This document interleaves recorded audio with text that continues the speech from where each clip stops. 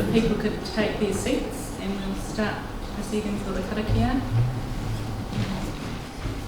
Tūanga hau ki te wao tapu nui a tāne, ka kōrero hau ki te whānau a tāne, kia tāne whakapiripiri. Ki ngā rākau, ki ngā hua, ki ngā manu, ki ngā kararehe, o te rangi o te wai o te ao tūro me te whenua i. Ka hiti ngā pakiaka ki te wai o papatua nuku, ko ngā peka ki a rangi nui. Haumie, huie, tāi. Kia ora, Ieta. Thank you.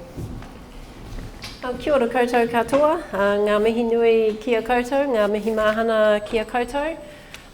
So my job is just to say a little bit about Network Waitangi Whangārei, and then introduce someone who's going to introduce the speaker. So it goes like that. And so Network Waitangi Whangārei has been happening really since about 1988. We were part of the preparations. It was called Project Waitangi. It was a big project because Pākehā didn't know what we were going to be commemorating in 1990, which was the 150th, the sesquicentennial of the signing, and Pākehā were going like, signing what? And so there was a project to educate a non-Māori tauiwi Pākehā to understand what was going to happen in 1990 and why the big fuss was about.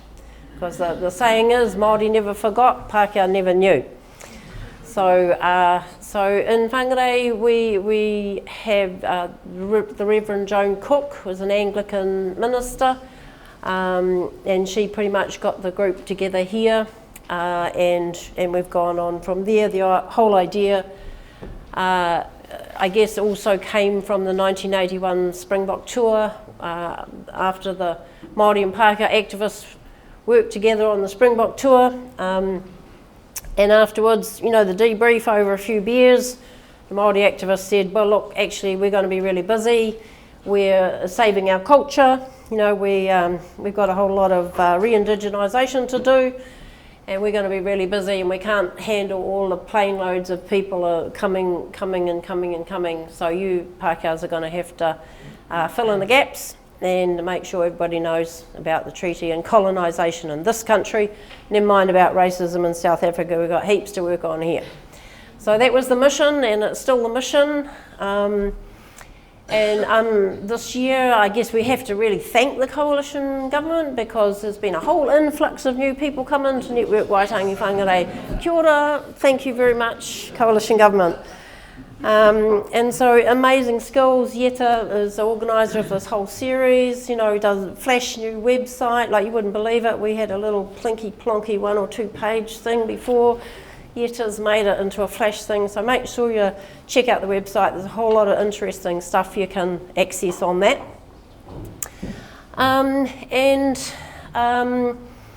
Basically, you know, there'll be a bit more later, but I just did want to acknowledge, unfortunately on the way here, I did hear on the news that Sir Bob Gillies has died today, aged 99. He's the last remaining member of the Māori battalion. So, yeah, you couldn't, you know, that was the third worst news, I guess. You know, there's the other big news, and then, of course, today, probably the saddest thing is the introduction of the Treaty of Waitangi Principles Bill to Parliament today of all days. And so, yeah, we'll talk about that later in the questions and answers. So somebody asked a question about why it's such a bad day today. It's a bad day. Well, ask the question. We'll do that later. Okay. So Damian, thanks so much. You know, the theme of this session is all about middle-aged white guys. So we've got 2 of them. One's going to introduce the other one. And so Damian is a counsellor at Pompelia College, among other things. And so I don't know that much about you, Damian, except you put your hand up, which is pretty good for us. So Damian, come up and introduce the other middle-aged white guy. Kia ora. Kia ora Moea, kia ora koutou, haere mai, kia koutou kua tai mai nei ki tēnei pō, tēnei hui, tēnei kaupapa, ko Damian Pullen tōku ingoa, no Ingarangi ahau, engari noho I Aotearoa I nai nei, no reira ko tangata tiriti ahau, ko te tiriti waitangi tōku waka. And that in my imperfect te reo Māori is my introduction to myself, and I see myself as an imperfect ally in this kind of work, this situation that we're in as tangata tiriti. And yeah, it's inspiring to be here, it's inspiring to see you all and to be part of this conversation, which at a very important moment, I think, to be having this conversation. And it's great to be doing it face to face and seeing people in the flesh, because a lot of this goes on online, and I enjoy this togetherness. It's really good. It's really warming and reassuring. I guess the Treaty of Me series is a response to a challenge from tangata whenua to educate ourselves and each other as tangata tiriti, and it's good to think about ways to do that. I feel like Paul will be speaking to the converted tonight, but it's I can convert them back if you want. it's what we take away from this and what we take to our own networks and our friends and people who need to have that conversation as well. The process is going to be that Paul's going to come up and do his kōrero, and that's going to take about 45 minutes, and then we're going to have a short break where you can submit questions. So we're asking people to write questions down, and the Network Waitangi Whangārei people will be handing out pens and paper for that, and then they'll sort of collate them, and then Moea and Paul are going to sit on the couch and I'm going to feed them the questions. If you think of questions during the kōrero, please write them down on your phone. We've all got phones, haven't we? And so, yeah, that's a good way to, in the moment, capture your thinking. And that's pretty much it. So then we'll do a 30-minute Q&A session, and we hope to be finished by 9. Finally, our community code, which we sort of go with, is we're curious, open and respectful. We ask that it's only one person speaking at a time. We're speaking from our own experience. We're making space and taking space, and no one knows everything. So receptive and curious is where we're going. And now it's time to introduce Paul. So come on up, Paul, so they can look at you while I talk about you. Paul had to explain this to me, unfortunately. He's Paul the other one, and I didn't get it first time round, but hopefully you get it. Paul the other one, right? It's got bells on. Yeah, okay. You can blame a politician, they came up with it. And I asked him why Paul, who are the other Pauls? And of course they are... Paul Holmes and Paul Henry, which I clearly get mistaken for all the time. So Paul has lots of followers, 25,000 across his various social media platforms. I've been watching him on YouTube and enjoying him and his take on things and his interesting background, more of which I'll show you that a little bit later. We'll play with the Star Wars toys, it'll be lots of fun. And Paul's kind of strapline is he's always striving to let the truth ruin a good story. So please give a very warm welcome to Paul Barlow. Thank you very much. I don't think I'm going to be able to live up to that hype. And I got the best day to be here, didn't I? Everybody's in such a fantastic mood after the news that we've had over the last 24 hours. Before I get started though, first of all I want to thank everybody for inviting me here and for you guys for making it out. It is really appreciated. Can I please get everyone to stand up for me? Brilliant. Now can I please get you all to stand on one foot? And now can you jump onto the other foot, if possible? Not everybody can do it. Brilliant. And back again. Cool. Everything's earthquake-proofed. Exactly what I'm after. Thank you very much. I got told I got to lift the mood a little bit, and it's really hard to do when Trump's president and Chris Luxon's prime minister and David Seymour's currently running the country. So a low bar is just making you do a little bit of exercise and get those endorphins up and running. It's lots of fun. Anyway, let me start off here. Whovians, they have a saying. People assume that time is a strict progression of cause and effect. But actually, from a non-linear, non-subjective point of view, it's more like a big ball of timey-wimey stuff. See, the computer's already not liking me. It's going to be a great presentation, I'm sure of it. So my journey with the treaty feels to me like a big ball of timey-wimey stuff. I should also check, can everybody hear me? Yeah. Perfect. Microphones are working. Yay. Today I'm going to tell you about my journey through space and time. It doesn't come with a TARDIS, I'm sorry. I really want one. We're going to visit the past, we're going to take a look at the future, and along the way I'm actually going to introduce you to some analysis tools that are going to help you decode what you see and hear presented in the media. And they can also help you understand how things are presented to you around other elements, like the Treaty of Waitangi, and how it's shaped and seen, and the perspective that you're given to it based on the way that the media talks about it. First though, let me introduce myself. Not that I have to say too much because I had such a brilliant introduction already. Ko Paul, the other one, toko ingoa. My name is Paul. My online persona is Paul the other one. Paul the other one.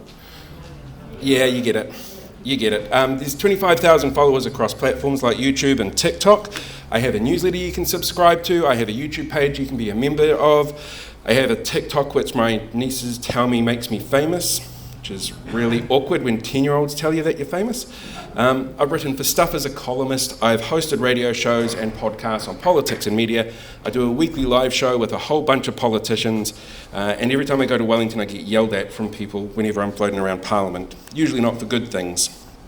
I'm also a big fan of pop culture. This is actually my background in my studio. And what you can't see are the autographs from like 6 of the Doctor Who actors hidden in there, or there's a lightsaber in there. There's so much stuff. For those of you that are a bit Christmas-minded, you might be able to note the Nakatomi Tower down in the bottom left-hand corner there, which is my advent calendar I dig out every year. It's Hans Gruber falling to the bottom in that classic Christmas movie Die Hard. Being a fan of pop culture, though, means that I've raised my kids up, and I was raised up with stories about accepting immigrants, like Superman, living with diversity and accepting people no matter their differences, like the X-Men, overcoming adversity with intelligence and compassion, like we see in Star Trek, and watching fascists fail, which has not been something I've done in the last 24 hours. Try and keep it light. It's really hard when there's a fascist in the White House. I am really lucky, though, that I've got 3 amazing adult kids and I have 2 amazing grandsons. And I know you're looking at me going, you're too young to have grandkids, but when you have kids young, it's really hard to tell them not to have kids young. They don't listen. I also live with a really terrible truth. I'm a middle-aged white guy. Now, there's not much that I can do about that, but it does actually come with some privileges. I'm more likely to be treated, make sure I got my right notes here. Oh yeah, I'm less likely to go to prison when they find the bodies in the backyard. I'm more likely to get name suppression. I'm more likely to have my cultural background taken into consideration if I were to be sentenced, if they find the bodies. I'm less likely to be pulled over. I'm more likely to be treated accurately in a hospital. I'm less likely to be questioned in customs. I'm more likely to get a pay rise if I ask for one. They didn't give me one last time I asked. I can shop without being monitored by security. I'm the demographic that advertisers want. I'm the demographic political parties want to woo. And I'm the demographic most likely to not realise just how privileged I am. Now, none of this is my fault. I can't change the skin colour that I was born with. You get in trouble if you try. And I have no need to change my gender. But I have learned to realise my privilege, and that attacking people who call it out isn't the same as being racist toward white people. And that's something a lot of people actually don't really know how to do or have the drive to do. And it's not an easy thing to do, because so much of society is shaped to keep me Sorry, I knocked the microphone off, I'm really sorry. To keep me happy, placated, and ignorant. Just me. You know, middle-aged white guy. And the only reason that I've come to realise this is because of my journey trying to find a place in this country. Now, it wasn't a big knock on the head kind of moment. It didn't come suddenly. It's sort of a culmination of lots of little realisations and interactions I've had over the years, but it's led me to believe that the media that we are presented with, whether it's news or history, books, cartoons, they are the tools that are used to create villains and build heroes, both in fiction and in history. And they inform the public's perception on everything, including the treaty and the potential that it can unlock. And it's never going to be a straight line of cause and effect.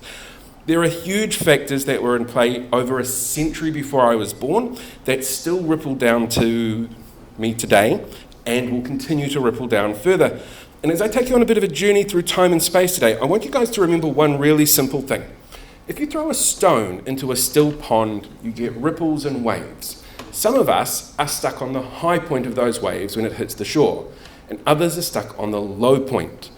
So remember that as we go through time and space today. I really should have had TARDIS sound effects. It would have been great fun.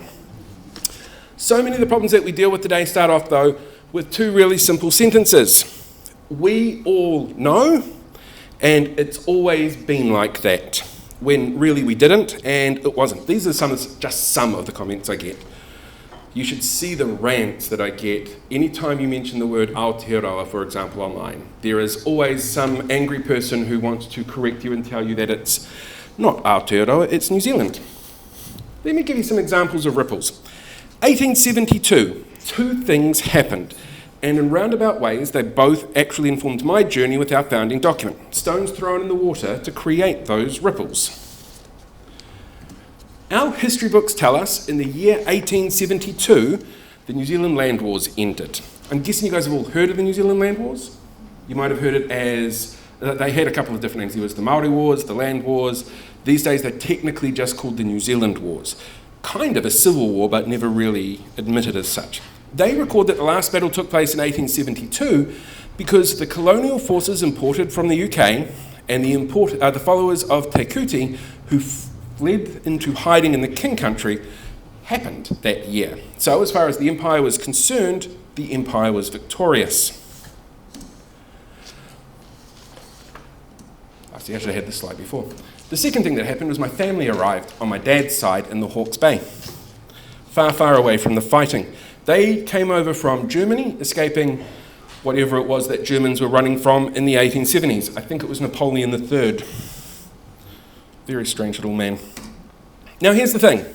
Our school curriculum, up until 2020, taught the first part of that bit about New Zealand wars finishing in 1872. And the revisionist history is still happening. It's being pushed by people who feel the need to maintain the status quo. It's seldom taught what exactly led to those wars, and it often glorifies the British and makes Māori out to be savages and frustrating rebels refusing to accept that they gave up their right to fight back. So here, let me give you an example. Remember, ripples and bright lights. Revisionist historians like Doctor of Mathematics and Physics, and definitely not history, Dr. John Robinson, cite an 1860 4-week-long hui at Kohimarama as evidence that Māori of the time wanted to work with colonists and saw Te Tiriti as ceding sovereignty. Those historians ignore the fact that hundreds of chiefs refused to attend this particular event because they felt that colonists were doing what they could to legitimise future land grabs and to make sure that colonial rule was set in place. That the governor's claims in his introductory speech that Māori ceded sovereignty in 1840 were actually really hotly debated informally by the rangatira that were there, because that wasn't what they understood it to mean. Of the 371 formal speeches that were given, only 26 actually mentioned the Treaty of Waitangi. None of the final resolutions referenced it at all. In fact, their final resolution that they had was pretty much exactly what it says in the document. We recognise the mana of the Crown and we retain the right of tino rangatiratanga. That was it. But, there's always a but with these things, The governor wanted something really specific out of this event. He wanted to say Māoridom supported him and that they were against Māori and Taranaki and the Kiingitanga movement. He was really against the Kiingitanga movement. His aim was, according to contemporary newspapers, to gain, quote, the subordination of the native race to the authority of the Crown. That contemporary reports of what was said were heavily summarised based on translations from Te Reo into English by government translators writing for government media. In fact, there was actually independent media of the time back then. Most of it was run by churches, and they reported that this was not a great big Queen Victoria love-in moment from good Māori. They saw it as rigorous debate about a number of really serious concerns. It was hotly contested by rangatira of Great Mana who weren't there. They were not invited because they did not understand the kaupapa or did not agree to the kaupapa that the governor was putting down. There were claims of bribes. Some of the attendees left with weapons, food and money. A number of attendees said afterwards that they felt that they were pressured to sign this document and they weren't fully cognizant of the meaning and had been deliberately mistranslated. That hui came 6 years after Pākehā set up the first parliament, and they did not set up with permission to govern Māori, but they certainly made laws about it. I'll get to the laws later. They're terrible things. The idea that the meeting at Kohimarama is a peaceful get-together of happy neighbours wanting a happy, smiley future that we see from historians like Dr. John, it's simply not true. But it is what the current government actually wants to go back to because accurate history is woke now, like sushi and quinoa. When it comes to the land wars themselves, Māori more than held their own. They actually created trench warfare. They designed military outposts that forced bottleneck offences from colonial forces and created a quick escape route if needed. They had some pretty basic weapons for the time. They'd just come out of the Musket Wars, and yet they still managed to hold their own out against the imperial forces of the largest empire in the world, who had tools like armoured steamships, which is what that second one there is. And those steamships would patrol the waterways that Māori still managed to use to move around the region in their waka, because the waka was silent, they could move at night. It's really clever. That last battle in 1872 with Te Kuti, the one that claimed that it was the end of the war, have you guys ever heard of the last battle of Te Kuti? Vaguely. What do you know about it? Just that it happened? Yeah, and that he wanted their land to be recognised as they have the mana. Yeah. And it belongs to them. Yeah, yep, exactly. That's not what happened in the last battle, though. In the last battle, the soldiers from Te Arawa, which is the iwi in the Bay of Plenty, who have a historical beef with Taranaki and Tainui Māori through the Kiingitanga, they showed up with a colonial commander, so they're seen as colonial forces. They found the camp had been deserted, and they could see in the distance that Te Kuti was climbing a hill, climbing up a cliff with his followers, and they shot at him. That is the last battle that finished the land wars in this country. Because, you know, history's woke. Right.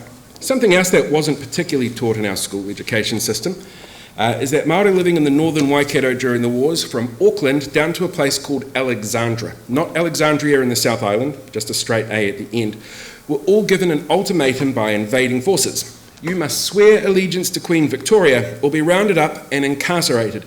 Incarceration in the day included being sent to the Chatham Islands. Fight with us or flee. So a number of them fled into the King Country. Now only Māori were forced to do this. My white German ancestors would not have to. That invading army was actually run by this dude, Duncan Cameron. Now remember that name, he is going to pop up again later. Historians have called him one of the most intelligent military minds of the 19th century. He actually came really close to being bested by local Māori. One of the other bits that often doesn't get mentioned is that while colonial forces say the war ended in 1872, for Māori in the King Country, they were actually more under siege than at the end of the war. They included notable figures like Riwi Maniapoto, Te Kuti, and Tawhio Potato, the second Māori king. For them, the war didn't end in 1872. For the decade after colonists thought that the war was over until 1882, any Pākehā who entered the King country generally didn't come out again.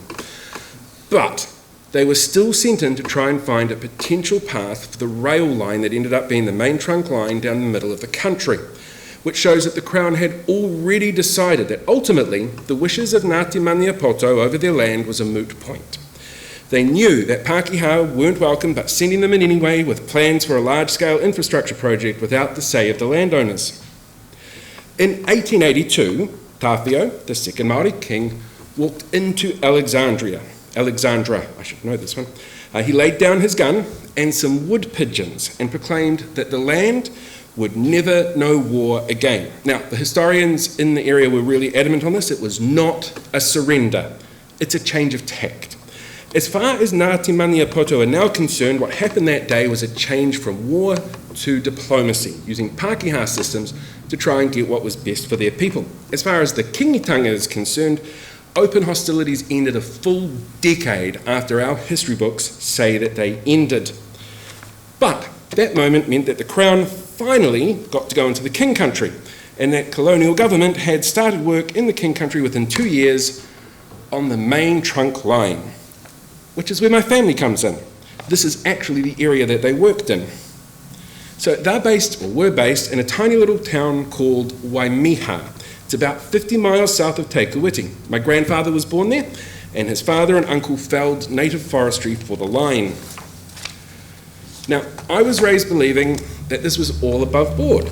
My grandmother, because my grandfather died before I was born, but my grandmother praised the town. They were full of such lovely people, really sweet, nice people, and the natives, they were wonderful. It's really tough though when you find out that the relationship isn't exactly how they put it out there. We were told everything was lovely, it was booming, and it's the promise of the treaty in full effect. In 2001, what was actually left of the community, because there's only a few houses and an old movie theatre there now, as well as the marae that's been there for a little bit, they published this book about the history of the community. In it, it paints this really beautiful rosy picture of two groups coming together for the good of the country. My family gets 3 mentions in that book. There was the time that the local marae joined forces with Pākehā to scour a nearby bush to find the remains of my great aunt who was eaten by a wild pig at 3 days old. Tough times. There was the story of my great uncle Robert, who burnt to death at the age of 5 when his nightgown caught fire. Oh, it gets worse. My great-great-uncle Michael had a nasty end that could only be described as a Victorian-era version of the opening of the movie Final Destination 2 after he startled some horses while carrying around massive logs that they had felled from native forestry. It was, very unpretty. So the history of Waimiha is actually quite dark, very different to what the book itself presents. And what happened to the route of the rail line is just as dark. The Crown showed up and said, here is a ton of money, this is where the rail line goes. It actually went right through this. The iwi said fuck off. I get to use nicer words this morning. The iwi actually travelled to Te Kuiti and left a bag of money on the doorstep. The reason that they didn't want it to go there was because the rail line was designed to go directly through their gardens and then their urapa, their graveyard. So, iwi show up in Te Kuiti, drop the money on the doorstep and say, no, the Crown goes ahead and does it anyway. My family was involved in disinterring bodies, destroying the local marae's food crops, poisoning the water, destroying tapu areas like this one. I had no idea about this until the middle of the pandemic.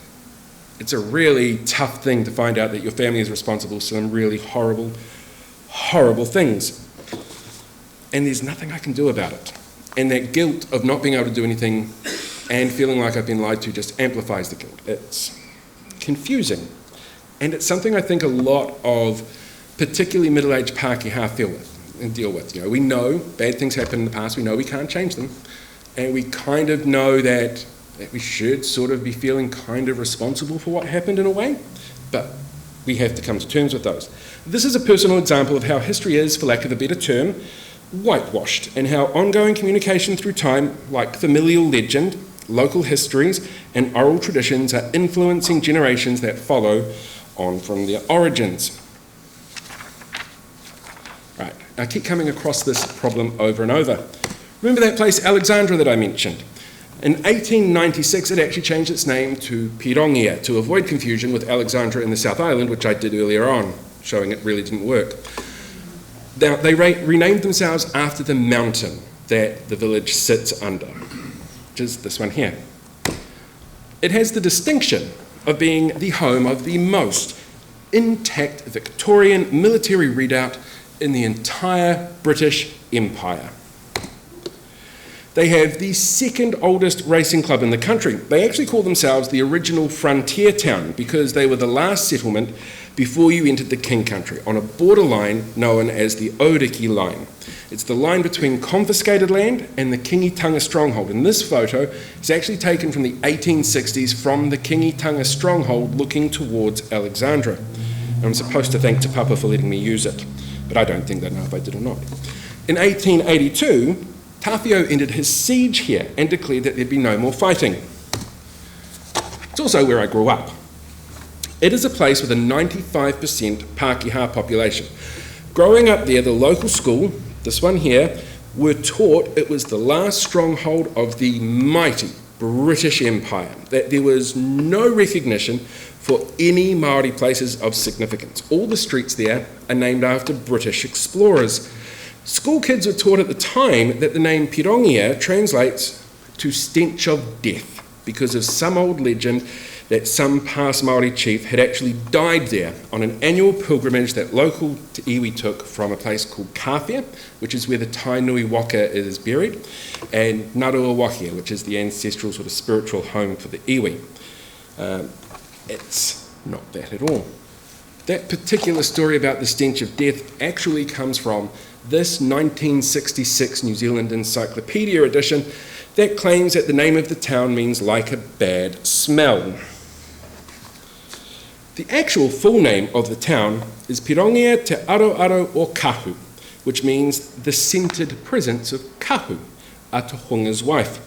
It's actually named after a perfume. Kahu, the wife of an unknown tohunga, wore, and local historians can't be sure whether or not it is a rumour that was deliberately done to make Māori look bad, or whether or not it was an accidental mistranslation. The idea of scent and smell are really similar concepts, after all, very much like governance and sovereignty. The process, though, of making something look bad because it's Māori has a term within historians as well. They call it brownwashing, which is great fun.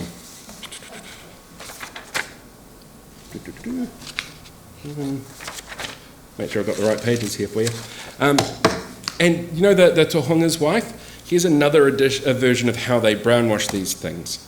In 1907, the government actually banned tohunga, but for them and their purpose of the law, they actually defined it as medicine man, whereas a tohunga is essentially anybody who's a specialist in any topic. But they didn't learn the language, they didn't learn what it meant, they didn't understand what the cultural needs were when they were trying to explain it. They just out and out banned it because black medicine bad, white medicine good. Now, Pirongia locals didn't actually officially recognise the origin of the name until 2002, and it got incorporated into local school teaching in 2016, less than 10 years ago. In the last 4 years, the local historical society has also put up a marker on the location where Tawhio laid down his guns that kind of sort of doesn't tell you exactly what happened, just that there's stuff that happened in the area. But you can listen to a podcast while you're walking around town. If you're doing that, I thoroughly recommend the bakery pies. They're really good. They have really good pies. Stay away from the cafe though. Ugh. While I was growing up there was a single plaque that marked the location of a pre-European marae, the one on the right here. The right? Left? The concrete one, the stone one. And that plaque actually marks the last battle of the Musket Wars, which happened in this location.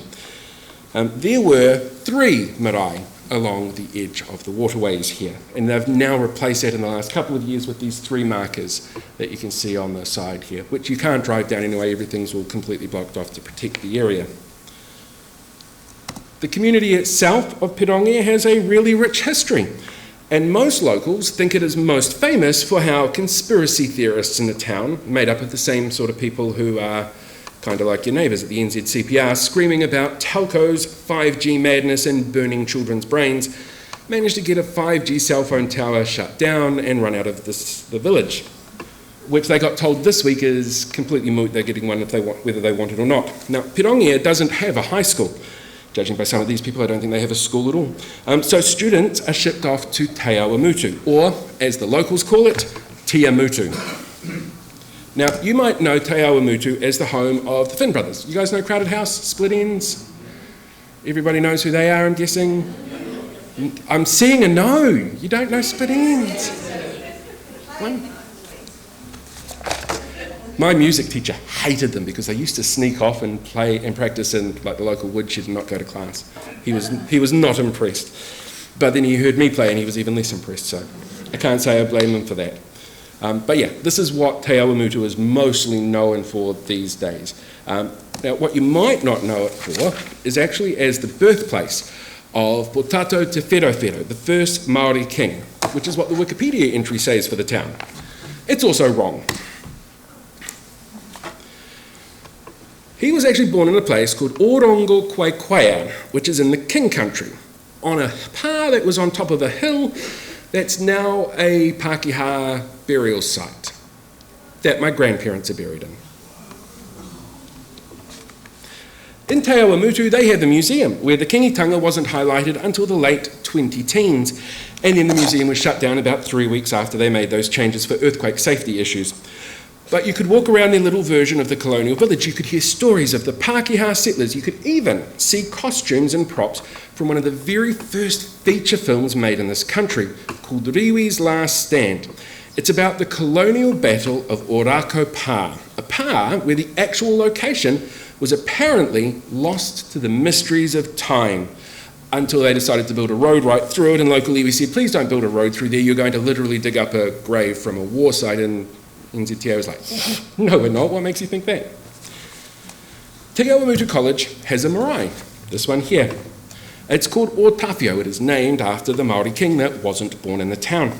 Inside that marae are popo. These are figures of huge significance to the individual marae. In this school marae, they were the figures that the school houses were named after. A high honour, you're essentially putting these people on a pedestal, giving them a lot of respect and bestowing a ton of mana on them. A popo is actually technically an architectural feature that represents the foundations around the edge of a building that holds up the walls and the roof of a wharenui. I was in Cameron House. That's right, named for Duncan Cameron, that colonial military commander who marched from Auckland, forcing Māori along the way to swear allegiance to the Queen in an effort to confiscate land that local iwi refused to sell. The other houses included Gorst, named after the magistrate who authorised the Battle of Orako, which was the basis of that film, Riwi's Last Stand. There was Selwyn, which was named for Bishop George Selwyn, who actually, when he first got here, believed initially that the actions of the military and the crown were wrong. He learnt Te Reo Māori. He initially taught Māori children in their own language. Then something switched in his head. I don't know, maybe he voted for ACT, and then he decided that the invasion and genocide option was pretty much the only way to go to bring peace to the country. He signed up as chaplain to Cameron's militia. He was directly involved in several battles, including one where he met local Māori beforehand as a priest and told them that their village was going to be perfectly safe. It was going to be a total safe haven, nothing was going to happen, he will make sure of it, they can hide in there without fear, which he then deliberately led Cameron's army to and slaughtered every man, woman and child within the village. He blessed the army, and we have taken, he was known to have taken part in covert raids, killing Māori personally. The final house was Melrose, and that was actually just named after the first head of the school board, and so nowhere near as horrifying. So growing up, I knew my family helped build the railroad. I grew up in a village with a proud British military history. I went to a school that celebrated brave soldiers who helped build the region and the country. Those are the narratives that I was presented with from authority figures like parents, community leaders, and educators. You want to know what's really scary though? Those popo are still in the marae. They've changed the names 3 years ago. Those popo are still there, and they've only ever had 2 students request not to be put into any of the houses because the students aren't told who the houses are named after before they get there. So in psychology, we have a term for what happens when you're presented with information that shakes your worldview. We call it cognitive dissonance. Now, humans are actually really adept at adapting and rearranging our worldview to make these moments fit in. But as you get older, like I am, it becomes harder to do because your sense of self is actually so much more concrete than that of a young person facing the world who's still developing their identity. And it's easier to adapt when we get it in small bites instead of an info dump all at once. So that's why my worldview, and everyone in this room's, is shaped by lots of small events. Hopefully nothing as horrific as some of those events. Now, here's the thing. All of this comes down to what we're told and what we see. The context events are given and how we see our place in the world. As Pākehā, the way we tell stories, identify concepts, choose to remember history and language that we use, it all shapes the view of the world around us and the view of generations to come.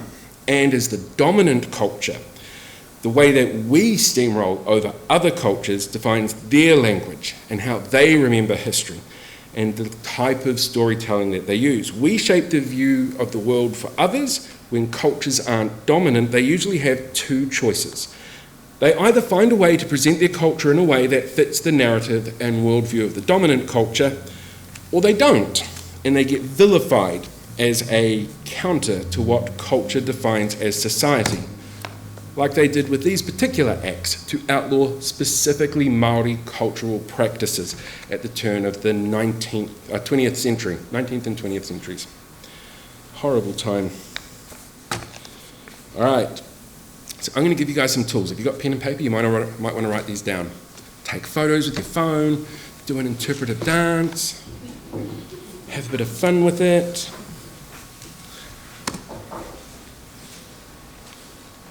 Okay. Anybody recognise where this is? This is the Beehive. This is Wellington, February 2022. Clearly some very smart individuals. But that is a Voices for Freedom sign that's standing up behind him. If we look at something like dominant culture theory, in media analysis, it's one way of identifying which elements of a society are more dominant. It's what it says on the box.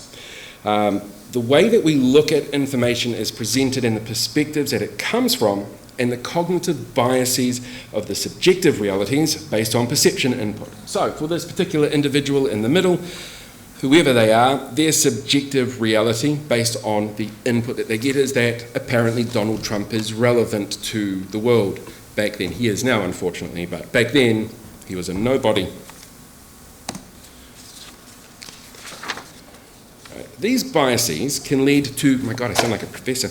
These biases, they can lead to perceptual distortion, inaccurate judgment, a logical interpretation, and irrationality. Does it sound like anybody you know?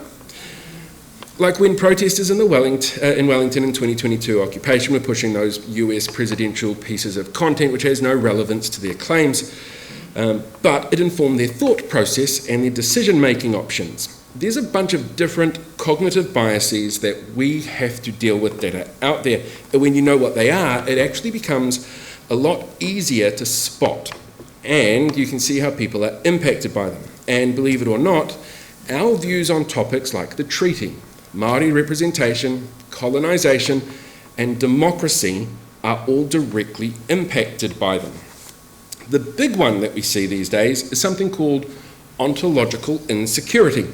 It's the feeling that people have when they feel unrecognised because they see the world changing and don't feel like part of it.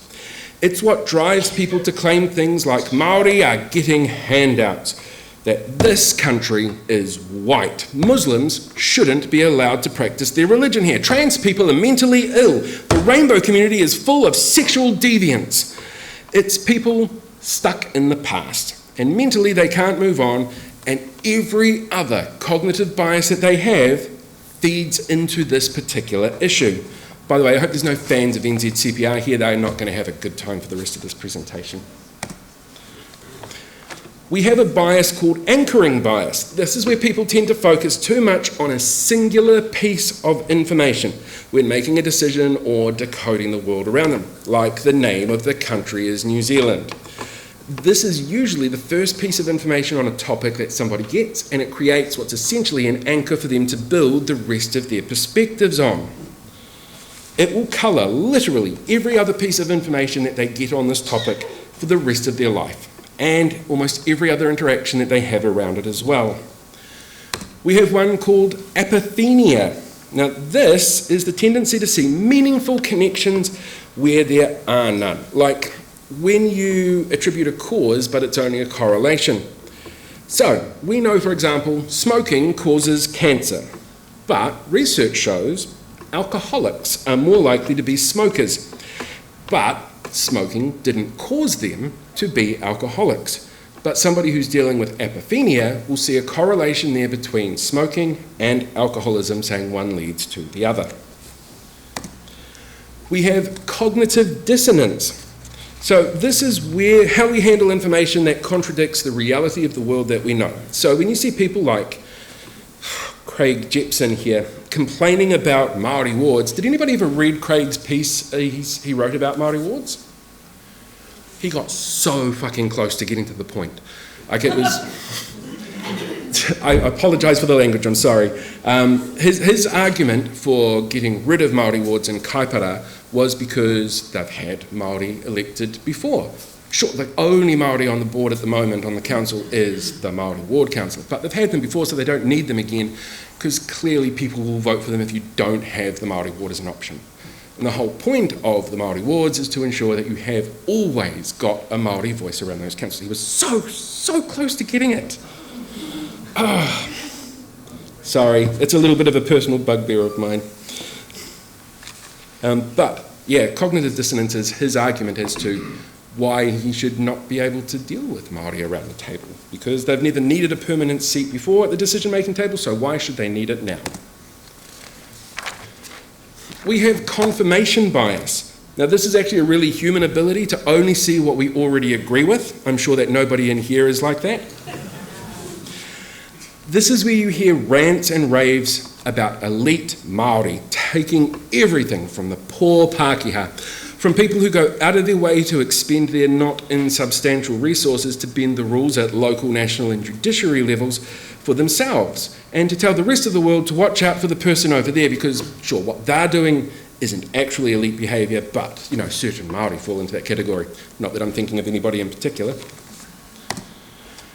There's something that we call false priors. Now, this is an initial misinformed belief that challenges reality and evidence. Here's a really great example. Again, this is actually what Parliament has on file around your neighbours at NZCPR.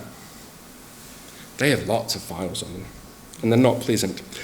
So the people who scream online, for example, that this has always been an English-speaking country, they ignore the 800 years before Europeans arrived, and about the 60 to 80 years after they got here, where Te Reo Māori was the dominant language. But that's a false prior that they fall into. There's one that's really common, and I'm going to delve into this a little bit more, but it's called the illusory truth effect. Basically, a lie that gets repeated so often that people start to believe it. There are some really well-known examples of this. I've given you actually an image example here. This is Muriel Newman repeating the line, elite Māori, on her website over and over, but never defining what an elite Māori actually is. If you want some really well-known examples of this, though, they include things like vaccines cause autism, Iraq had weapons of mass destruction, migrants are coming to replace white people, national is good with the economy. We also have a whole heap of logical fallacies that we deal with, like the sunk cost fallacy. This is what drives groups like NZCPR or Democracy Northland to distribute thousands of copies of Sir Apirana Ngata's 1923 translation of the treaty and his endorsement that Māori ceded sovereignty. Now, despite 120 years of work, research, contextualisation from leading academics, legal experts, politicians, the general public, his own whānau, that means that we've come to have a different understanding as to what the treaty itself means. Some people just can't get past a certain perspective, and now that they've sunk so many funds into things, like the money that they're trying to raise to get a copy of this on the front of every newspaper around the country, they can't stop doing it. They've sunk too much money into it. We also have things like the Dunning-Kruger effect. Most people know this as you are too stupid to know you're stupid, which I can certainly tell you there are a lot of people out there like that. But it also means you're too smart to realise that you're smart. We have, get on minutes here, we have imposter syndrome, which I'm sure nobody here has ever dealt with whatsoever. You're all absolutely brilliant and never question yourself on those kind of things. Your doubts have never come into play. We have something called the bandwagon effect, which is where social conformity actually skews perceptions of issues. So it's when you have something like New Zealand First sitting there in Parliament, Andy Foster talking to Amelia Wade on News Hub going, you should totally be on board with us banning transgender people from sport because you're a woman, which he did, and she almost slapped him for it. Transgender people in this country at the last census make up 0.7% of the total population. The number of them that do amateur sport is about half that. So you're talking at most 0.35, 0.4% of the population who want to do amateur sport, who identify as trans. It is a tiny, minuscule amount. It has never been an issue in this country before. We have never had a single police report made at all about a trans person in a bathroom, in a sports field, any of those particular issues. But New Zealand First jump on board and scream about it, as do a whole bunch of other disinformation groups that feed into New Zealand First in their base. This is the bandwagon effect. Screw reality, screw the evidence, we're all going to jump on board and get behind this. We have something here called compassion fade, which is actually easier to be compassionate about a small group of people that you identify with than it is about a large group of unidentifiable individuals. You would have all seen footage of what's happening in Israel and Gaza on the news, I'm guessing. How often do you see wide shots of bombs going off with smoke in the distance? How often do you see close-ups of what's happening on the ground? If you want to make sure that people know what's going on but aren't feeling compassionate about what's going on, you don't show people, you show a wide shot, you show a large crowd, you make it hard to distinguish, because the more individuals that you can make out, the easier it is to be compassionate about them. It's a horrible way to tell the news. We have something called rhyme as reason. So rhyme as reason suggests a rhyme sounds true, making catchy phrases seem wise and new. Anything that rhymes sounds better, accurate and more believable. If the glove don't fit, anyone know the rest of it? The O.J. Simpson trial? You must acquit. Yeah. We also have something called naive realism. Now, this doesn't apply to me, it's just to everybody else. Essentially, it's that we as individuals are the only ones that can see reality as it is without any kind of bias. I mean, everyone else is clearly biased, I'm not, is pretty much how this one boils down. So, using these tools, sitting down and seeing how our media, our politicians, our public figures and people I know looked into something like the treaty was actually really eye-opening. In one undergrad research paper I did way back in 2004, God, 20 years ago, we found that the language framed Māori around Treaty of Waitangi Day events at the Waitangi grounds as not particularly great, angry, scary, emotional and disrespectful. It framed language around visiting MPs to Waitangi as powerful, humble, respectful. Even, does anybody remember 2004? I mean, it was a bit of a hazy time for me a while ago now. Can anyone tell me who was the leader of the National Party in 2004? It was 2 weeks after he gave his Orewa speech, and the press was sitting there saying he was being very humble and respectful.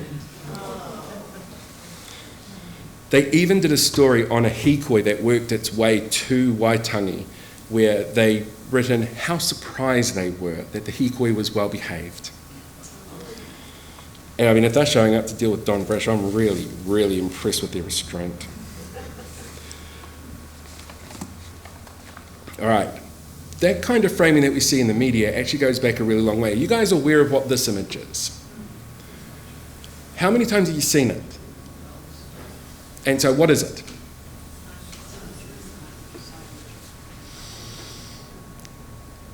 How many of you think this is what the signing of the treaty was actually like? So this image has appeared in one form or another, in artwork, stamps, official invitations. It's been everywhere. It's even made it into film and TV over the years.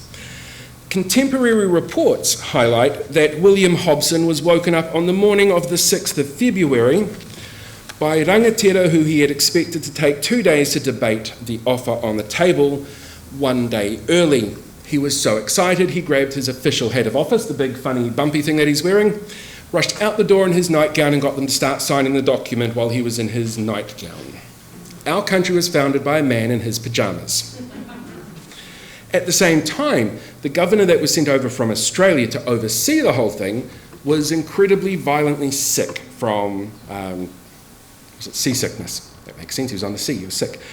He got into the harbour about 4 or 5 hours before the signing was supposed to happen. He was literally dragged from the boat before he could get better or feel better. He showed up to the signing covered in and smelling of vomit. Our founding document was signed by a man in his pyjamas and some Australian dude covered in vomit. This has been the basis of 184 years of propaganda. And you remember that illusory truth effect that I told you about before? You see the same thing over and over and over again? That's what this is on a national scale. In 2020, Stuff, the newspaper group, undertook a massive piece of self-reflective research. And they concluded for 130 years that their approach to Māori was oversimplified, or they identified and sort of explained Māori as being retrograde, distorted. They said it was unfair, it deliberately fed stereotypes of Māori as oversimplified, confused, violent, divisive and deficient. These are all their words, not mine. They do this in a variety of ways, but the one that actually surprised researchers the most was around the term Kiwi. Can I see a show of hands from people here who consider themselves a Kiwi? How do you define it? So my very liberal weed-smoking parents were always of the mind that a Kiwi is anybody who chooses to make this country their home. Which, it kind of makes sense to me. Anybody who wants to be here wants to be a Kiwi. But what they found was almost all of their media reporting pitted Māori as different to Kiwi. It was them versus us, which creates this biased perception when it happens for 130 years. And it means that the media themselves are directly responsible for the perceptions that were used by people like Don Brash when he came up with iwi versus Kiwi, and also a lot of our current government. Now, framing issues that are core to the identity of Māori in a Pākehā-centric way might be done for any number of reasons, and most of them are perfectly innocent.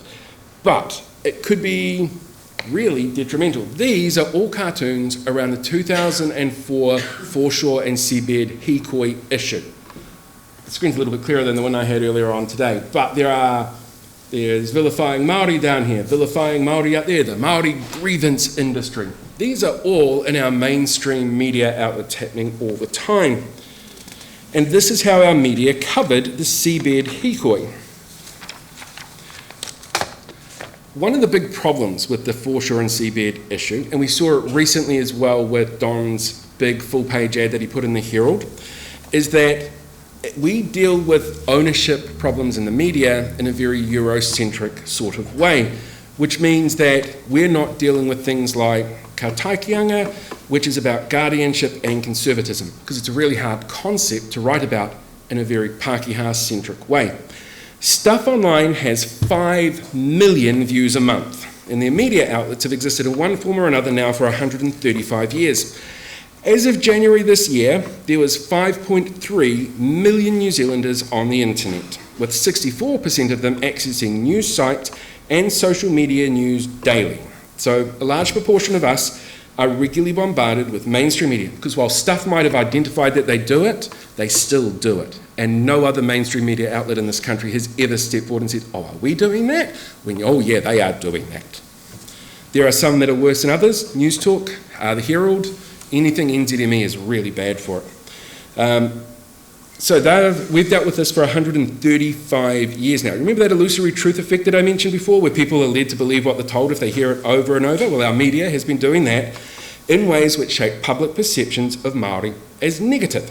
It feeds into decision-making around how Māori are treated in the justice system, in the health system, the education system, how Māori are treated when they run for office or when they go to shops. The first Māori queen, Dame Taiata Rangikahu, once told me, Pākehā beat Māori so effectively and in so many ways that the entire system we live in now does that on their behalf automatically. And while there are generations of people out there who can't see the impact, they're still out there making decisions. And that means that Māori will never be allowed to fulfil the potential of the promise of the treaty. The change that we saw in the curriculum after a lot of very tough conversations was made. The next generation have now got a better set of tools to be able to be more aware of what's happening and how to see the world. And it's not just teaching history, as woke as it is, it's also about the introduction of better tools for people to analyse media. More people interact with media online in one form or another than belong to any single religion in the world or any single country. The ability to be able to see how it influences us is vital for changing the way we see the world and the way we present the world to future generations. And this government, they want to reduce the ability to do that. The Prime Minister has already said schools should take off things like arts and focus on reading, writing and maths, something he's clearly very good at. Isn't he cute? So, 2 weeks ago, my youngest grandson, this is Carter, he turned 2. His parents are both Pākehā, but his parents are determined to ensure that he can speak Te Reo Māori, as well as English. And he is far better at it than I am, which, to be fair, isn't a very high bar, he's 2. But I asked them really specifically why they chose to do that. 1, I think it's a really fantastic thing. 2, I'm kind of surprised with my son, he's not always the smartest. I was really impressed he came up with something like this. Turned out it was his girlfriend. She's the smart one. I do love him, but there's moments that you're just like, why have you bought another car? Anyway, the reasons that they gave me were, actually there were quite a few of them. Learning 2 languages helps create synaptic pathways that grow and allow children to learn in different, more efficient ways. Learning Te Reo helps children better learn mathematics because of the way that the language itself is actually constructed. It's a language that has a mix of borrowed terms and native terms that help children remember better across the bridge between English and Te Reo. It helps children learn music better because of the pentameter, which is the rhythm that the language itself is spoken into. It is the language that encourages creativity because part of it is an oral tradition that gets handed on. It's the language of the country that they live in, and it's important to them that he accepts his place as tangata tiriti. And that means respecting the cultures of the people he shares a home with as he grows up. Right, I'm going to leave you guys with one final thought, and I hope there's nobody here that's too squeamish. What I've tried to do today is show you that on an individual level, the ripples are all around us all the time from generations of choices. And we have the tools to be able to see them and their impacts. And I think that we, as a country, are really incredibly lucky to have the treaty. It's not perfect, not by a long shot, but it is a living guide for us to be able to work through the issues of colonisation. My generation's understanding of the impact of colonisation will be vastly different to my grandson's understanding of the impacts of colonisation. He's going to have a much better range of tools to be able to work out what the media is saying, what people are doing online, and how people interact with each other. We are really lucky, though, in that there are countries out there in the world, like this. This is actually from the National Art Gallery in Manila, that have dealt with incredibly bloody, incredibly violent, incredibly ruthless colonisations. In the Philippines, they've been colonised 3 times. Spanish came, the Japanese came, and the Americans came. The Spanish left their names, the Japanese left the bodies, and the Americans left high sodium, fatty, tinned foods and a ton of pollution. They have no way of working out what to do next. They only just rediscovered their ancient written language in the last 5 years. They lost it completely. That's not to say what happened here wasn't violent and horrible and ruthless, but we have a guide. No other country in the world has that, which is one of the reasons why I think we've got a really bright future in front of us, and why we should always take time out of our day, out of our week, out of our interactions to understand where everybody else is coming from, to realise that we're actually pretty lucky to live in a country that we live in at the moment. Right, that's me, I'm done. And I'll take that down. I'll go back to the cute kid photo because, yeah, nobody wants to sit there watching gruesome, horrible deaths. Right, now I'm going to hand back to the MC. Thank you, Paul. My pleasure. Thanks, Paul, for your very thought-provoking and Terribly gruesome and hopefully very funny, because obviously, like I said, I'm the only one who knows all these things. yeah. Well, thanks for sharing your story and those concepts. There's a lot. My pleasure. There's Yeah, a lot. It's a lot. It's a lot, right? So what we're going to do now is take 5 minutes to give you a chance to process that a little bit, come up with some questions if you want to ask some questions to Paul and Moea, who are going to sit here. And so the Network Waitangi Whangārei people are kind of making their way around the room. Please feel free to write your questions down. They'll collate them and we'll try and hopefully get through them all. And we're going to do a 30-minute Q&A session, which will start in about 5 minutes. Okay, kia ora koutou, let's get started. So, while Ian's frantically collating down, I found a couple that I'll start with. Got your microphones on. Good. These ones are on. Can you guys hear us okay? Here's one, Paul. Do we have to wait out the racism and ignorance, i.e. wait for Paul's grandson? Oh, he's gone. Or are there hopeful, practical ways to teach people without disparaging and polarising them? That's a really great question. I suspect that it's going to take time, but it takes time because it's the nature of time. God, I sound like the doctor. It's one of those things where you will always find people who are stubborn. You will always find people who are so far down the rabbit hole of what they believe that you're never going to move them on, and while that happens, you will always have people who hold those terrible beliefs.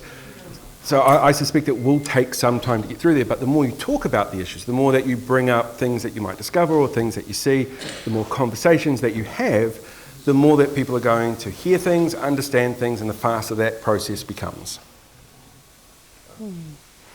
And probably, I'd add, take the workshops, keep taking the workshops. The next one coming up by Network Waitangi is on the 28th of November. There's a sheet on the table as you come in about how to register for that. It'll be at Mahitahi and Rust Avenue. And it's usually, 5 to 6 hours to do a process. And I suppose the Pākehā Treaty Movement have examined the processes that non-Māori go through learning our history for the first time at a later age. For me, 32 years, and how do you get to be 32 years and not know the history of your country? And so there's kind of well-examined range of emotions that people go through as they come across this, this information for the first time. In fact, there's been PhDs written about the process. Mm-hmm. It's a little bit like the 7 stages of grief, but you come out the other end hopefully empowered. So I'd recommend the workshops. And also, the people who, like Paul said, there's some people that are just stuck. And, they will die. It is a generational thing. I'm not going to comment. They will die. But I would say, there's the continuum of racism. On one end is the microaggressions, the death by 1,000 cuts of the comments and all the rest of it. And on the other end is that the big death of, things like the Māori Health Authority being axed, which does cause death, will cause before death. And so on that continuum, you've got to pick your time and your place. Definitely that end has to be protested, it has to be challenged. On this end, fire information at those people and knowing that, maybe they don't have the power to... If I can add to that as well, one of the tools that we have these days that most people don't realise is social media. Who here has social media in some form, even if it's Messenger on Facebook? So every time you interact with something on social media, it gets spread out to other people that you know. It might not be direct, like you might like and share something, but the way that the algorithms work is it goes, well, Joe liked this, and Joe likes cats, and Mike likes cats, and he's friends with Joe, so he must like this other thing. So you can actually train your algorithms to start spreading out the information that you think it should spread out. And one of the problems that we see with disinformation in particular is they're really good at hacking those algorithms. But the more you like something, the more you comment on something, the more you share these things that really speak to you, the more that it's going to basically spread out and reach more and more people. And it's a really simple thing. You could just put it up there without comment. But as soon as you do that, the algorithms kick in and it starts pushing a more positive message out to people. The more people see the message, the more it gets embedded, and you have that illusory truth effect come into play. So you can do it really simply just by sitting there on Facebook. You can save the world with Facebook, which is not a phrase I ever thought I would say. Okay. Yeah. And especially like and share Network Waitangi Whangārei. Yes. Facebook page. And someone else at today's earlier presentation said that the Te Pāti Māori puts out really good stuff, that's good content that's worth sharing. Yeah, it's actually really interesting if you look at all of our main parties and the content that they make. So Christopher Luxon likes to see himself as the TikTok king, but it's really corporate. It is a middle-aged white guy with a PR team of 7 saying, this is what you need to do to be cool.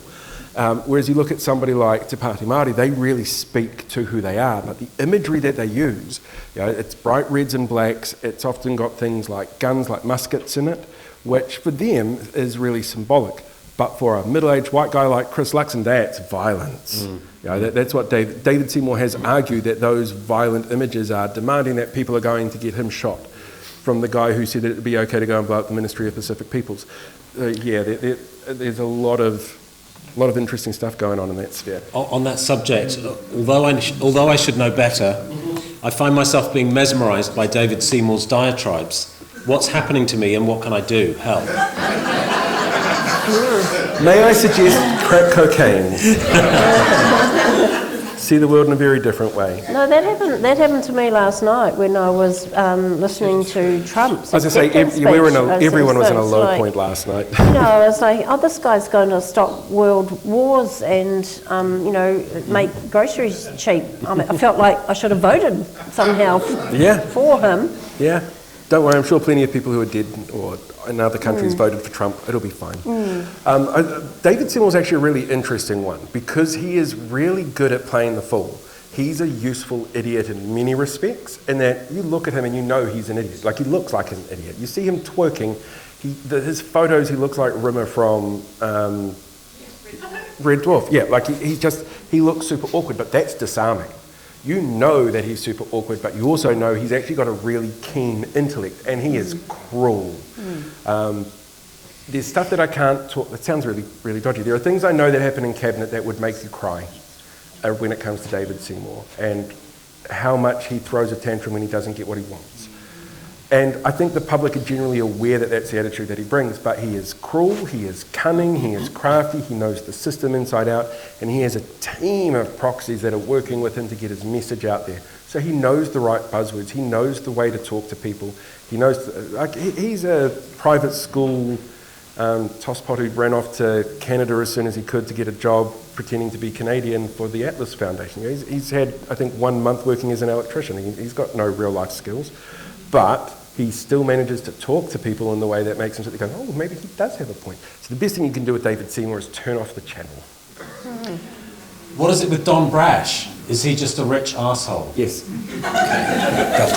I like that. So the thing with Don's actually a really fascinating one to sit down and look at his history, because yes, he is a rich arsehole.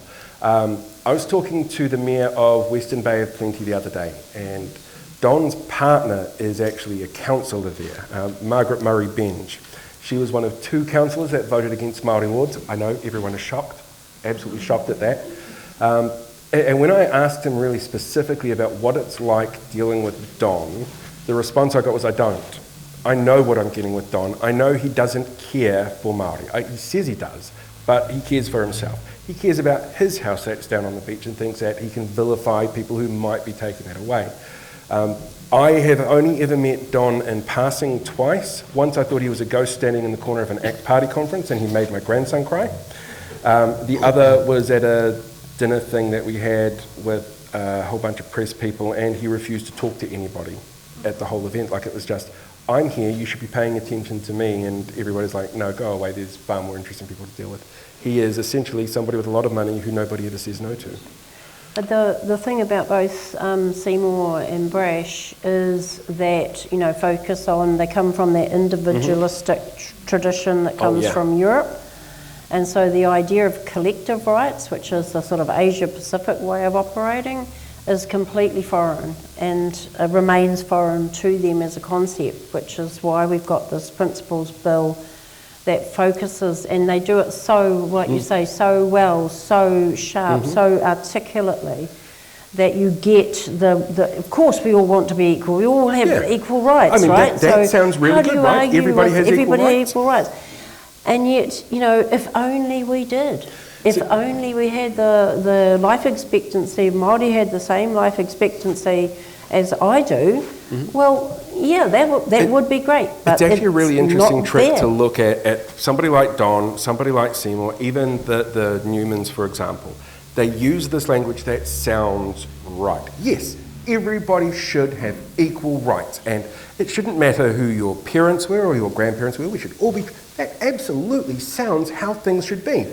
It's not, but the treaty itself does make provisions for entitlements.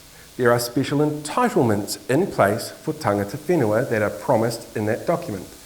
But if you call them rights, it sounds different, so you can divide people with it. It's about using the right language to mix things up. I saw a great example, actually, it must have been yesterday. Duncan Webb was in a select committee with the Newmans, and he asked them really specifically, do you understand the concept of joint ownership in a singular area? Because they were arguing against arguing for the new foreshore and seabed thing. Like, no, two people can't own one thing. He goes, don't you two own the same house? And they just froze. Like something just, like when you see them try and process what's going on, they can't sit there going, oh crap, we walked into a trap here. But no, two people can't own the same thing, was their rebuttal. It's like, well, you two own the house and the boat ramp that you went to court over to try and get changed. When they are put on the spot and said, look, this is the construct that you're arguing, and this is the logical fallacy of that argument, it falls to pieces. And it happens with all of them. It's great to watch when it happens. And that's that thing about, like, you know, René Descartes, the guy, you know, I think therefore I am, or if you're a student, I drink therefore I am. So Cartesian dualism is a really European thing of something is either or. You know, someone is good or bad, instead of in other cultures someone can be good and bad. And the classic example was Doug Graham in the early 90s when someone said, but Māori didn't cede their sovereignty, so, you know, how do you think about that? And he said, well, we got sovereignty, and sovereignty is indivisible. So this is a classic Cartesian dualism. You've either got it or you haven't. You can't have a shared or a sovereignty that actually was the treaty, where Māori ceded, you know, partially a piece of the sovereign, a piece, if you like, so that English common law could be exercised here, because it was an independent country that had been recognised as such by Britain. So in order for Hobson to come in and use the jurisdiction over the British people here, there had to be a slight cession of that sole sovereignty that they had before, right? So there was, and I think we've got to thank Ned Fletcher for some really good insights into this book last year that was published, and I think we teach treaty a little bit differently now because of that. We used to almost teach it as a dualistic thing, you know, the Māori text, the English text, and never the twain shall meet. One got one all the power, the other one got the other power, and that. But now it's so much more nuanced and subtle with Ned Fletcher's work, and he found no evidence whatsoever that the Colonial Office envisaged that Māori would be ruled over by Hobson. Nothing. Found nothing. 10 years of delving, nothing like that. So there's a few questions along the lines of this one, puts it quite nicely. So now that the government is attempting to divorce Te Tiriti from the population, how best can the population reaffirm our vows? What are you guys up to next week? Show them. That I think is the best thing you can do, show them. I know not everybody can make it to the hikois, for example. Right, to your MPs. And I realise that, who have you got up here? Who's Northland? Shane Reti. Oh my God, I'm so sorry.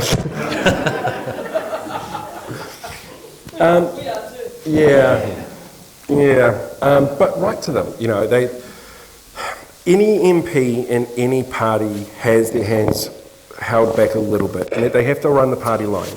There are MPs in every party who run the party line because they have to, they don't agree with everything that they're doing. But write to them, let them know. And vote. Yeah, and so that's next Tuesday, the 12th. The hikoi will be coming to Kakapurawini Marae on the night of the Monday, the 11th, at 6 o'clock. It will be a pōwhiri for the hikoi. They'll be staying overnight, but we are all wanting everybody's bodies, especially white bodies, to go on that hikoi. So you assemble at Kakapurawini Marae at 9 o'clock on Tuesday morning, and it's a hikoi through the town to Laurie Hall Park, where there'll be speeches and this activation. And Mike Smith has asked that Pākehā carry New Zealand flags to be visible as Pākehā. This is a New Zealand issue, it's not a Māori issue, it's not a iwi versus Kiwi issue, it's a New Zealand issue. The Treaty of Waitangi is our foundation document.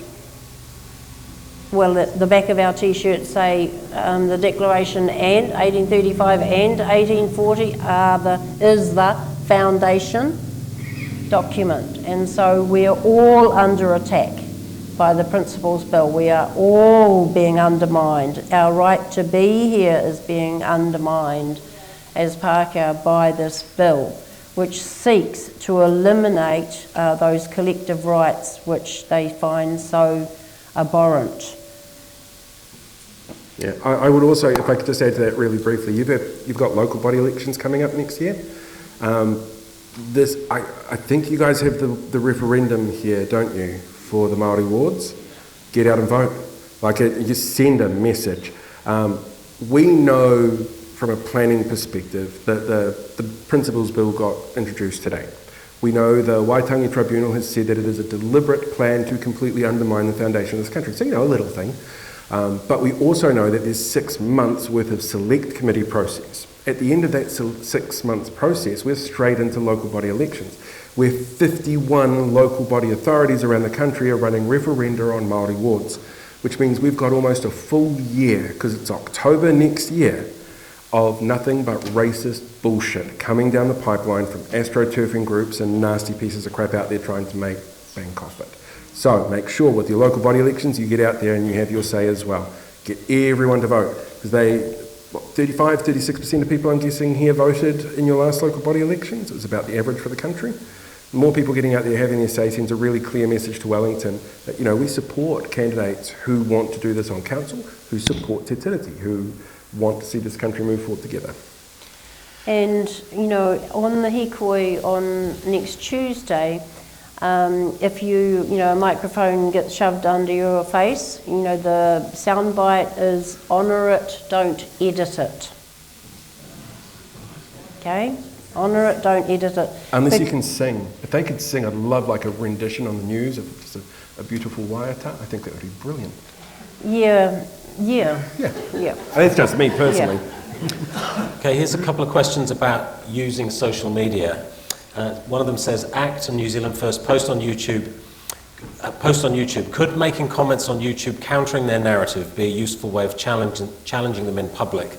And the other question is, why don't we use tactics like Cambridge Analytica to reverse engineer the damage that's done? So those are both really good questions. So the first one I'd point out to you is that if you're going onto somebody else's page to comment, they have every control to delete what you're saying. They can control. I do it.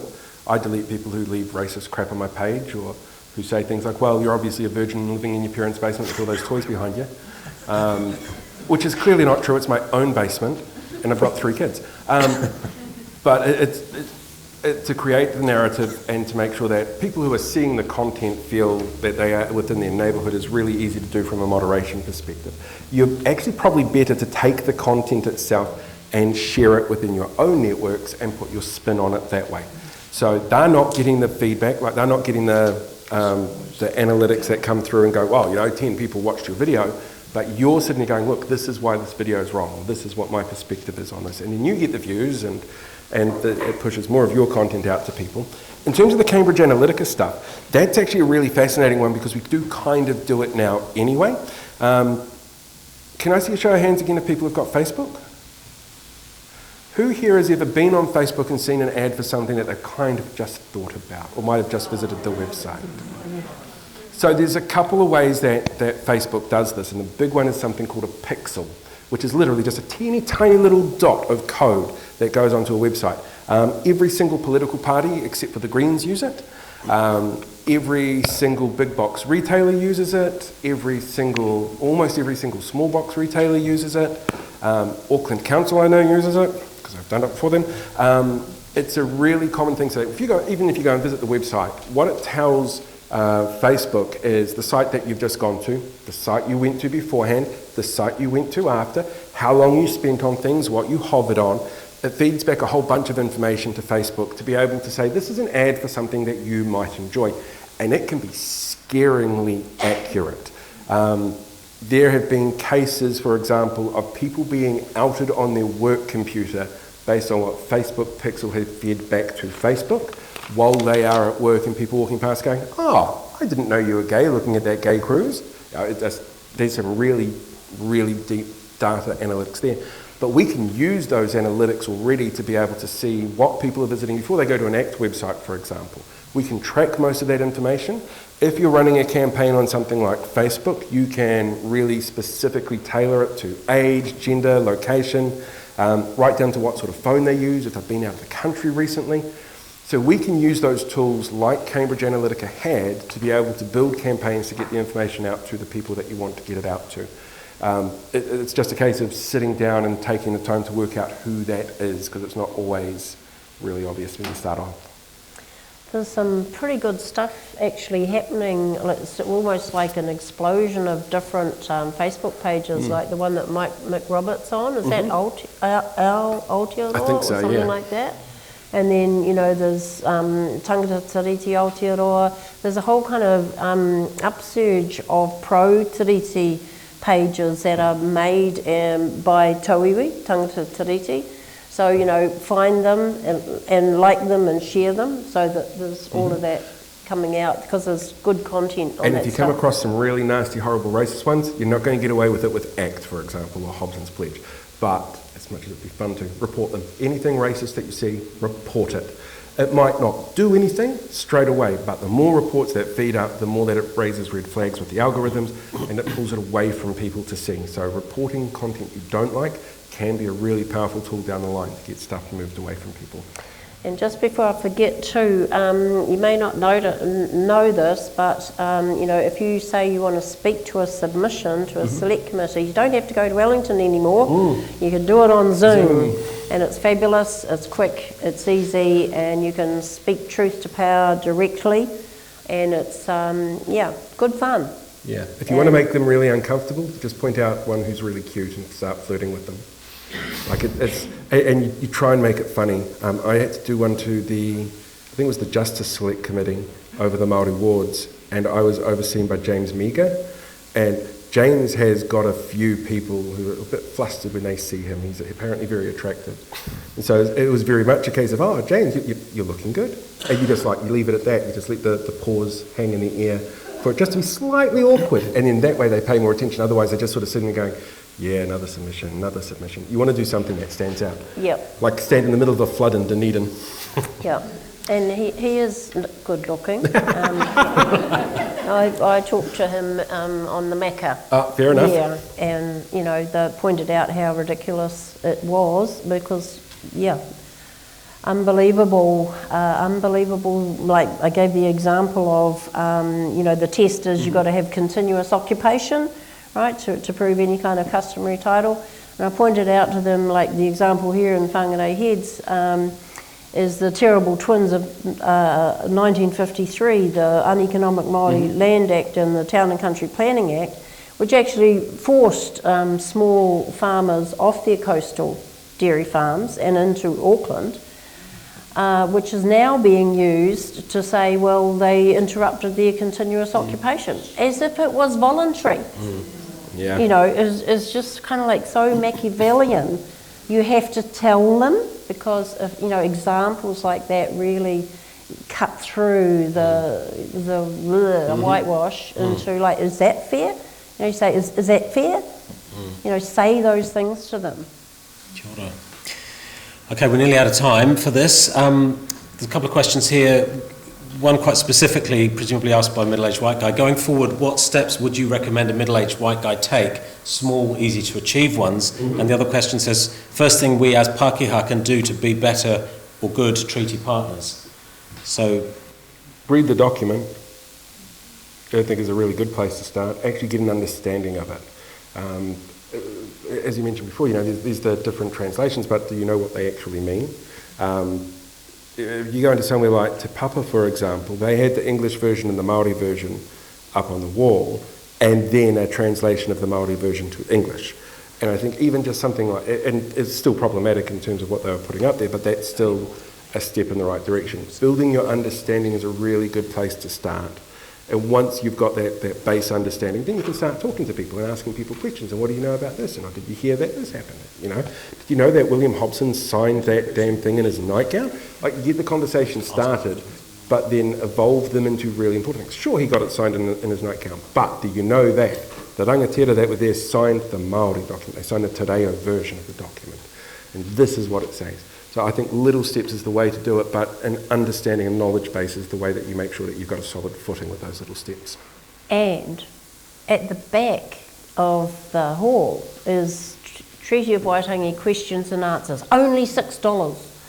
And it has the commonly asked questions, and they're actually racist questions, kind of like, from the other side, but it gives a quick response, and I think there's about 30 or 40 questions. It's currently being updated, but it's really solid information and put as simply as we possibly could. And it benefits from the 2010 evidence to the Waitangi Tribunal on the meaning of the declaration and the treaty that was the Ngāpuhi Stage 1 claim. And so all of that gold, that hidden gold is in that current 2018 version of questions and answers. So if you can flick through that, you're well equipped, well equipped. Oh, I'd also add language. Call it te tiriti. Don't call it the treaty. Like it's really little things, just about reframing stuff in a really simple way. Everybody knows it's called te tiriti, and you will always get people who argue that no, it's the treaty. Call it by its name. Don't be afraid to use its name. It's not Beetlejuice. And also, if you are a middle-aged white guy, you might have deeper pockets than others. And so at the moment, ngā hapu o Whangarei Te Ringa Parawa, there is a hapu up at Te Kamo that has got $20,000 legal debt for trying to protect a wahitapu from 93 house subdivision. And so, hey, put it in the koha box at the end and we're getting it to that hapu. It's an unbelievable abrogation, dereliction of duty by the Whangarei District Council that it was once recognised. They won an appeal case to protect that as wahitapu, And then over the years, that's just got, rule change, plan change, didn't you hear about it? And now, and then, 93 houses. They're not even cheap houses that people could live in. So, 20,000, that's what it costs to stop this sort of thing. And ask your local councillor, why haven't the Whangārei District Council got a comprehensive database of wahitapu, and why aren't they paying poroti for the water that they've been taking for 30 years? We have got so many issues in our district, and our council needs to be challenged on that, dereliction of duty to protect wahitapu. There's so much land. Why do they have to put a subdivision on a, special place? Make a buck for somebody, dear. That's why. It's all about making bucks. And, that's just one example of the many. It's just one example of the many, many atrocities that, as a local person, I have witnessed in my lifetime. Why haven't got a big sports complex at Māori called Māori Sports Complex right next to the Poroti Marae, which owns one tiny, wonderful acre of land on which to say this is where we can build a marae, where all of the playing fields were taken under the Public Works Act when I was a kid. So, these things have been going on, and the more people that get to hear the truth, that's by coming to meetings like this, that you get to hear the truth about some of the atrocities that are just happening right under our feet and that get tried to cover up. And how bad is it that the Environmental Court meets next Monday and with regards to the very land that you're talking about in 3 Mile Bush. That the Environmental Court has been based here in Māori Land Court, where the old post office used to be. Starts on Monday morning. I don't know when it's exactly going to finish, but that is the topic. That it's going to be why the court is in session is because of the 3 Mile Bush proposed subdivision. And why did Ngāra Tunua, our cousins, not even get notified about the new subdivision that's gone on what was known as the white property? And they've left the little wee cottage. If you go up Ngāra Tunua Road, you'll see all this huge property being ready for subdivision. And you'll see this one little old, heritage cottage in the middle of the hayfield. Why was it even allowed to proceed without consultation with tangata people? These things are happening now. And it is about what you correctly said, and it affects all of us. Because by the end of this century, probably, the mingling of the races will mean that very few children cannot whakapapa somewhere back to Māori. So I was actually talking to Takuta Ferris not that long ago, and he brought up that final point that you made there about the makeup of the country. If you look at the sort of age gender pyramid of the country at the moment, for Pākehā, it's very top heavy. We've got an ageing population of Pākehā. 1 in 5 people in this country currently whakapapa Māori. For people under the age of 25, it's 1 in 3. So we've got a much more Māori, much more widely accessible intergeneration group coming through who have got a huge range of backstories to them, which are going to make us a much more inclusive country in the future. But we do still have that sort of top-heavy Pākehā pyramid as well that they have to deal with. Kia ora, Paul. Kia ora, Moea. Well, we promised we'd get you out of here by 9 o'clock, so I think it's time to hand over to Yetta to wrap us up. Oh no, to Moea to wrap us up. Right, wrapping us up. Wrap yourselves up. Wrap yourselves up and get ready to go. Just wanted to thank Paul so much for, that was pretty deep, all that stuff. Yeah, I'm sorry. I was hoping to do something fun and light-hearted instead, showing you ghouls, ghosts, and telling you about babies eaten by pigs. Yep. Yeah, no, it was pretty good, and that you know, the analysis of the media. You know, we've done that with the Northern Advocate back in the day, and I remember doing that analysis, and then we went to the editor and say, did you not realise that all of our stories about Māori are, you know, so really negative? And look, they've got all their AGMs in the classified, so they're actually paying a whole lot of money to this paper, you know. How about we do some more positive stories?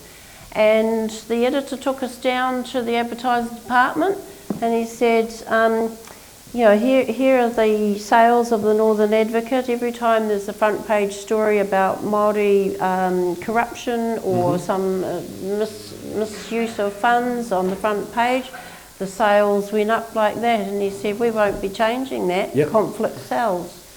So, Specific conflict sells. It's a very old model.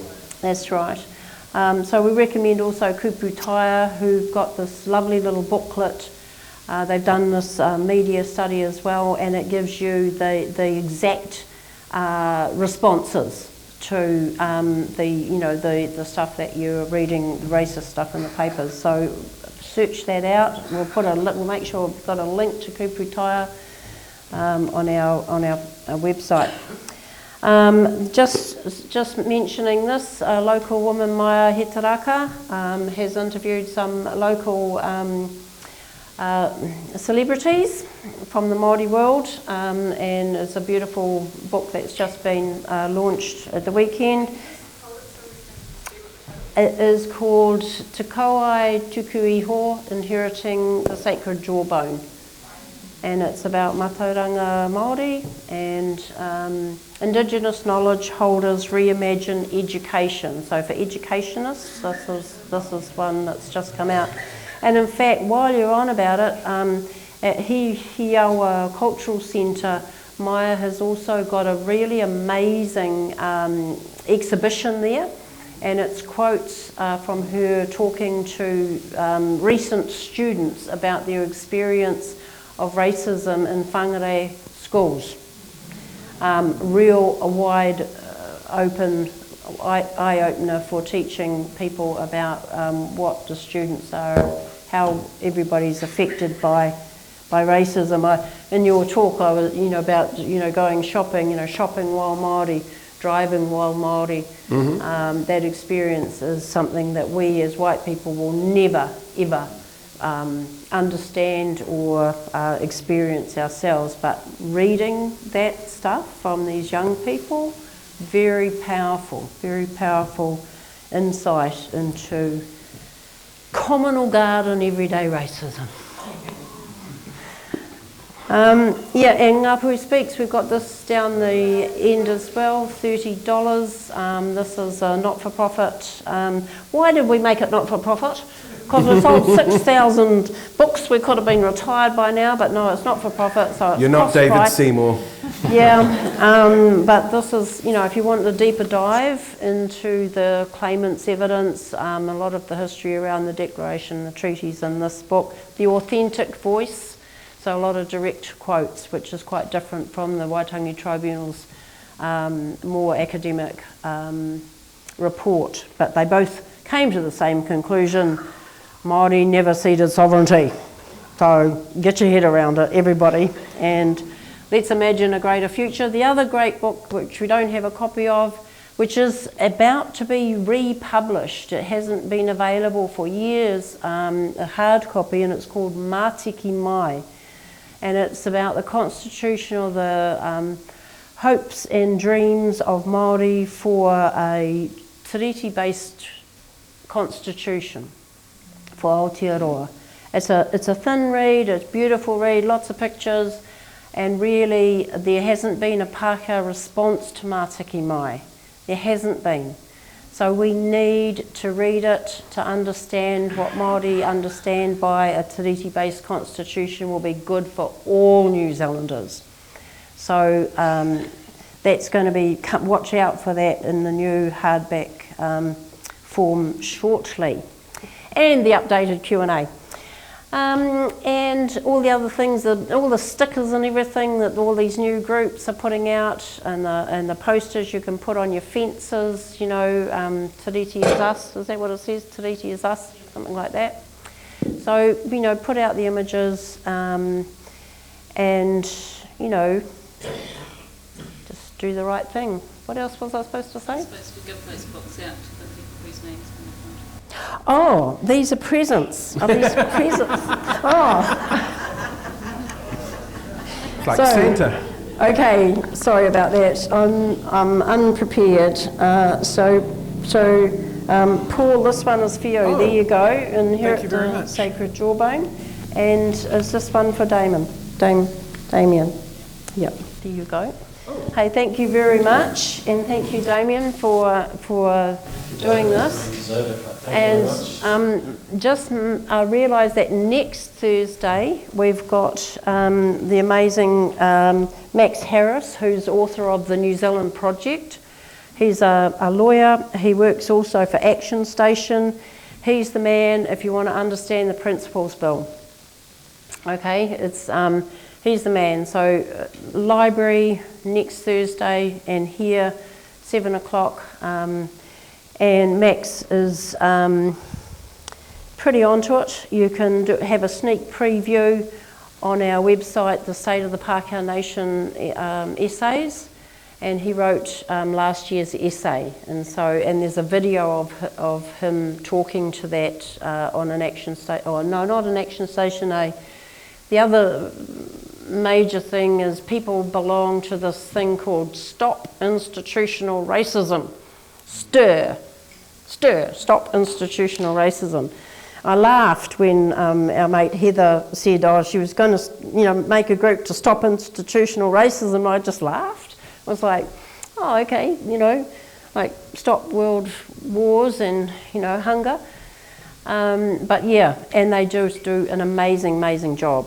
And they've got a brilliant website with a collection of years and years of these online webinars where racism is dissected and attacked from within and from all sides. So if you're interested in the subject, go there as well. Kia ora. Kia ora. Should I do a karakia now? Yes. And thank you, Yeta. And thank you for the ringawera in the kitchen. Aye. That's a good thing, loads of people, many hands have made a beautiful series. And I think, Yeta, what we need to do next, your next job will be, we have a series of local information. So we have a meeting in Carmel and ask the Carmel claimants to talk about what happened in our town. Get Lorraine talking about what happened in Poroti, what happened in the Whangārei Heads, because that's the information deficit that those of us living on this whenua really struggle with knowing. Yes, you can go to the Waitangi Tribunal, but let's maybe organise something so that we know the nature of the whenua that we are on. Kia ora. Thanks, Moea. Well, kia ora koutou for coming along, and he mihi nunui kia Paul rawa ko Damian, mo tō me Moea hoki mo tō kōrero tino marama, tino whakaro, tino tautoko, me koe hoki whaia. And ka mutu I noa nei me te karakia. My whānau received this from Harry Williams, who was my first te reo Māori teacher, who encouraged me to find out about my own whakapapa by taking a trip to the Netherlands. And it was on the plane on the way back to Aotearoa that I couldn't stop crying because I couldn't wait to get home. So I found out where my heart belonged. Tau ana hau ki te wao tapunui a tāne, ka kōrero a hau ki te whānau a tāne, kia tāne whakapiripiri, ki ngā rākau, ki ngā hua, ki ngā manu, ki ngā kararehe, o te rangi o te wai o te ao tūroa me te whenua e. Ka hiki ngā pakiaka ki te wai o papatua anuku, ko ngā peka ki a rangi nui, haumi e, hui e, tā iki e. Ora, ora ieta.